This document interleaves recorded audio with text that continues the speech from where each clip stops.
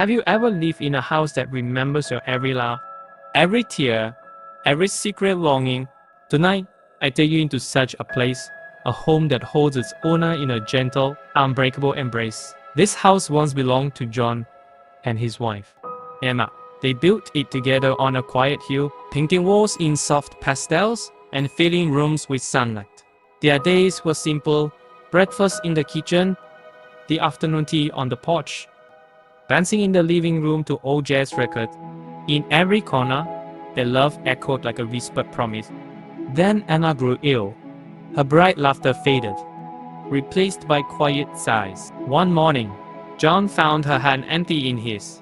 She was gone, leaving behind a house full of memories and a silence he could not dare. He left the front door wide open and wandered away, leaving the rooms to collect dust, the hallways to hold their breath. Years passed. John carried Emma's ashes in a small box, never quite ready to open it. One evening, he returned home for the first time. The floorboards creaked beneath his feet, as though greeting an old friend. He wandered from room to room, until he noticed a loose floorboard in the study. Beneath it lay a small wooden door, barely larger than his hand. Inside, he found 7 old letters with a pale blue ribbon. The first began, "My dearest John, remember how we danced under the porch light?" Each note was Emma's voice from the past. She wrote of morning coffees, of shared drinks, of the day they planted the rose bush by the fence. He read them one by one, tears falling but warming his cheeks. The 6th letter guided him to the attic.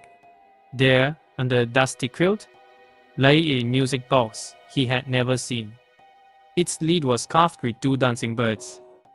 John wound the key. A soft melody filled the air, the same tune they'd whirled to on their first night in this house. In a final envelope, Emma wrote, "If you need me, come here."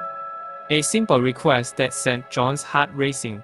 He knelt beside the music box and lifted its lid. Inside, along with the tiny painted birds, he found his wedding ring, Emma's gift. Meant to return when the time was right, he slipped it on his finger. Then, as the music played, the house seemed to sigh with relief. Light spilled through windows once more, wrapping every dusty surface in a warm glow. The walls held their breath no longer, but exhaled the love they had kept hidden. John stood in the center of the room and closed his eyes. He heard Emma's laughter, felt the brush of her hand. At that moment, he knew he was home, not just in this house, but in the place where love lives beyond the walls, beyond time itself. And so, the house that remembered them both welcomed him back, heart and soul, into the story they had begun together.